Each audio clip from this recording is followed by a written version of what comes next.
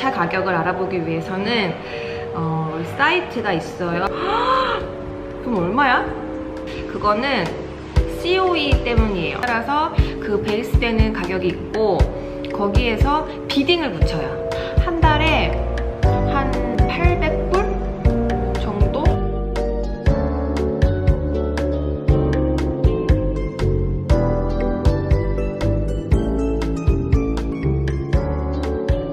안녕하세요 여러분, 민주입니다. 제가 새 코너를 하나 만들었어요. 싱가포르 이야기라는 코너인데 오늘은 그래서 싱가포르 차 이야기를 준비를 했습니다. 싱가포르이 진짜 후덜덜하게 차 가격이 비싼 나라잖아요. 한 4년 동안 저는 차를 리스를 해서 타고 있었기 때문에 사실 그렇게 크게 신경을 안 썼었는데 이번에 차를 구입을 하게 되면서 또 한번 헉 소리나게 놀랬고, 그래서 오늘은 차 가격, 싱가포르의 대략적인 차 가격, 그리고 리스, 저희가 리스를 했던 경험이 있기 때문에 리스를 어디서 할 수 있는지, 또 리스 가격은 어떤지, 좋은 점은 뭔지, 그 다음에 유지비, 싱가포르이 차 가격도 비싸지만 유지비도 되게 후덜덜하게 비싸요. 그래가지고 유지비 내용도 대략적으로 말씀을 드릴게요.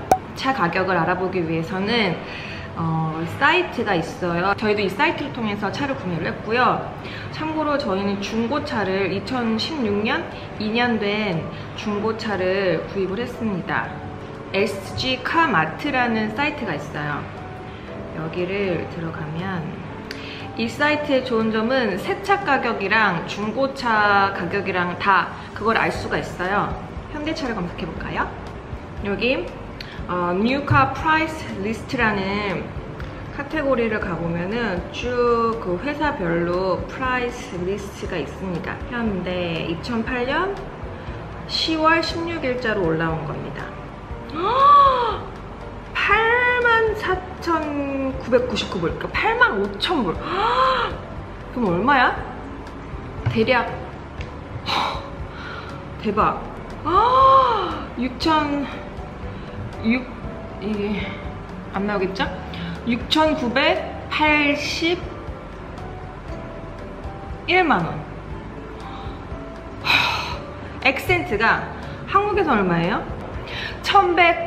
낮은 거는 1,138만원부터 1,913만원, 풀옵션을 해도 한 2,000만원대인데 여기서는 아까 얼마였어? 6,981만원, 거의 7,000만원. 와, 대박이다 진짜. i30가 11만, 이제 뭐 이게 터보가 있고 뭐가 있나봐요. 10만 9,999불. 조금 더 비싼 거는 외곤 터보는 11만 6,999불. 대박. 왜 싱가포르이 비싼지, 차 가격이 비싼지, 그거는 COE 때문이에요. COE는 뭐냐면 간단하게 그냥 차를 살 때 정부에 등록세를 낸다, 이렇게 생각하시면 될 것 같아요. 싱가포르이 되게 작은 규모의 나라잖아요. 거의 그냥 서울만 해요. 서울만 해서 차가 많이 들어오면 아무래도 교통체증 때문에 좀 문제가 많아지겠죠. 그래서 정부에서는 이 COE라는 것을 운영을 해서 차 대수를 규제를 하고 있고, 이거는 딱 정해진 건 아니에요. 뭐 이 차를 샀을 때는 얼마를 더 내고 저 차를 샀을 때는 얼마 더 내고, 이게 아니고 차 종류나 크기 뭐 이런 거에 따라서 카테고리가 몇 개가 있어요. 그러면은 그 카테고리에 따라서 그 베이스되는 가격이 있고 거기에서 비딩을 붙여요.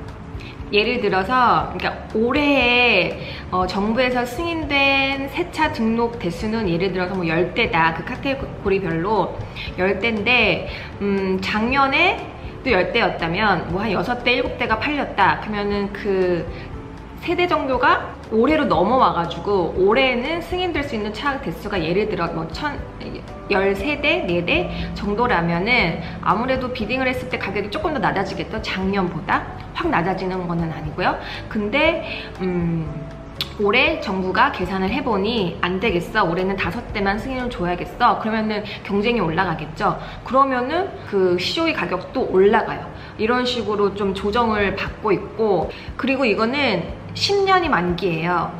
10년의 COE를 만약에 2018년에 샀으면은 2028년에는 그게 만기가 되고 그때는 그 COE 가격이 없어지는 거고 다시 사야 돼요. 내 차가 오래됐든 아니면 보통은 근데 사람들이 10년마다 이렇게 차를 다시 사는 것 같기는 하더라고요. 근데 어쨌든 간 오래된 차더라도 10년이 되면은 그 COE를 다시 사야 돼요. 다시 살 때는 뭐 5년짜리랑 10년짜리 중에서 살 수 있다고 하더라고요. 리스.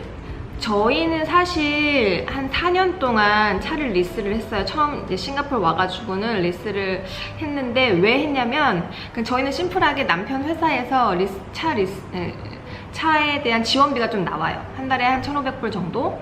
그래가지고 그때 처음 왔을 때 저희가 2년 살지 뭐 3년 살지 1년 있다 돌아갈지 그게 좀 불확실했기 때문에 그냥 리스를 하게 됐던 거고요.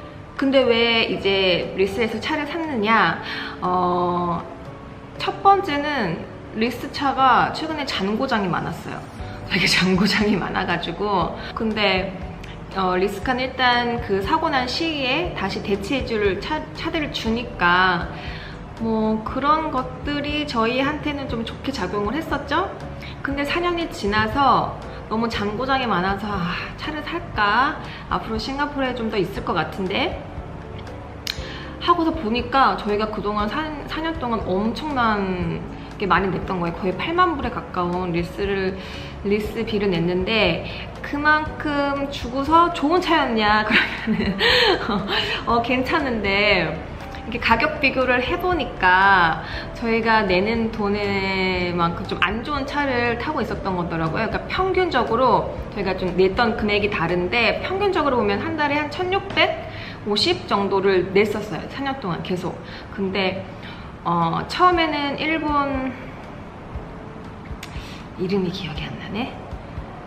근데 지금 생각해보면은 한 달에 한 130, 140만 원이잖아요. 그걸 내고 탔던 차는 아닌 것 같고 한국에 있다면. 그리고 두 번째는 골프를 탔는데 이게 되게 오래된 차 같았어요. 그래갖고 물론 차 자체는 너무 좋았는데 잔고장이 되게 많고 옵션이 좀 많이 미약했었어요.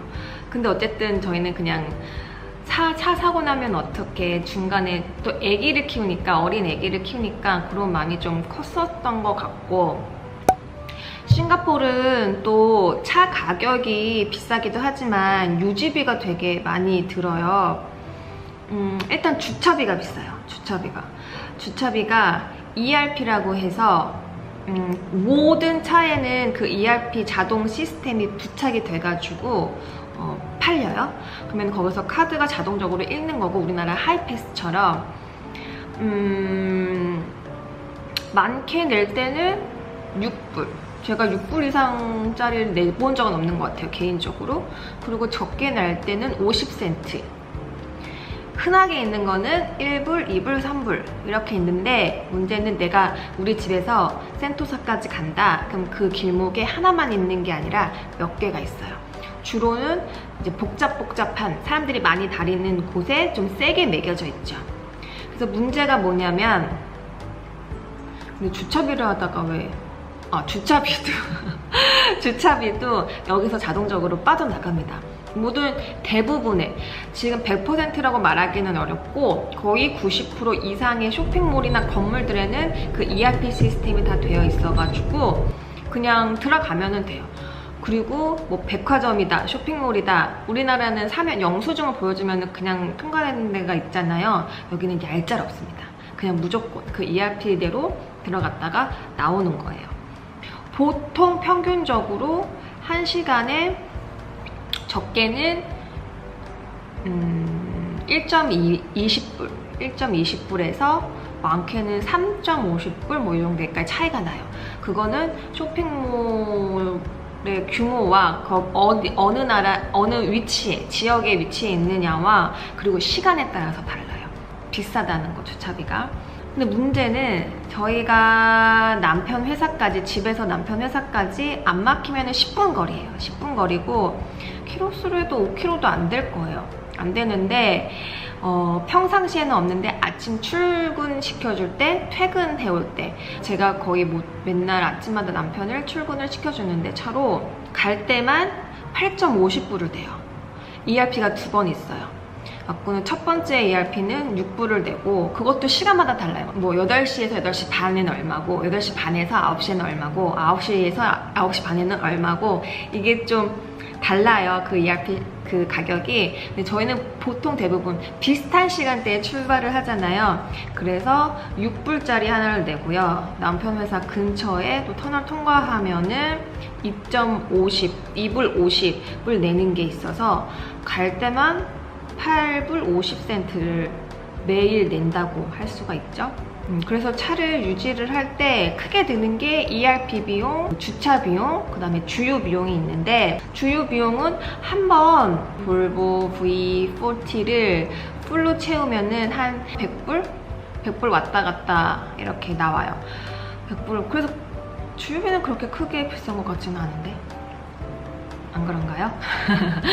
그래서 ERP랑 주차 비용이랑 한 달에 한 800불 정도 평균 잡아서, 800불을 덜 쓸 때도 있고 더 쓸 때도 있고, 얼마나 다니냐에 따라 다르지만, 이 리스는 저희는 어디서 했냐면은 컴포트 넬그로라는 회사가 있어요. 여기는 차 렌트도 해주고 택시.